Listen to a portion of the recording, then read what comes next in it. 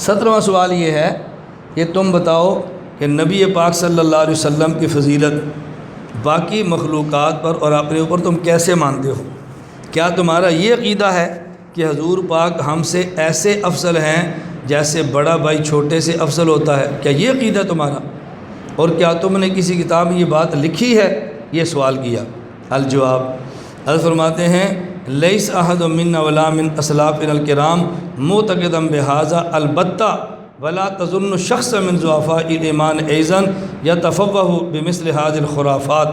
حضرت فرماتے ہیں ہمارے اور ہمارے اکابر میں سے کسی نے ایسی بات نہیں لکھی، اور ایک آدمی جو پاگل ہو، نہایت کمزور ایمان والا بھی ہو، تو یہ جملہ وہ بھی نہیں بک سکتا۔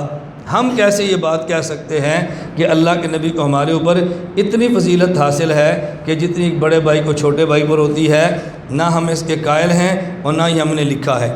ہاں البتہ اگر کسی آدمی کا یہ اعتقاد ہو کہ رسول اکرم صلی اللہ علیہ وسلم کو ہم پر اتنی سی فضیلت ہے جتنی بڑے بھائی کو چھوٹے بڑے پر ہے، اگر اس کا قائل ہو، ہم اس کو مرتد سمجھتے ہیں، کافر سمجھتے ہیں اور دائرہ اسلام سے خارج سمجھتے ہیں۔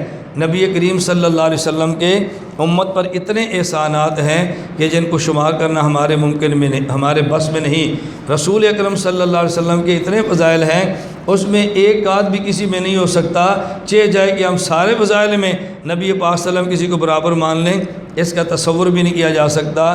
یہ ہمارے اوپر بالکل بہتان اور الزام ہے۔ اس لیے ہم آپ سے گزارش کرتے ہیں آپ اس الزام کی طرف قطعاً توجہ نہ دیں اور ہماری بات کو مان لیں۔ تو ہم اس کے قائل نہیں، یہ ہمارے اوپر غلط اور جھوٹا بہتان اور الزام لگا ہے۔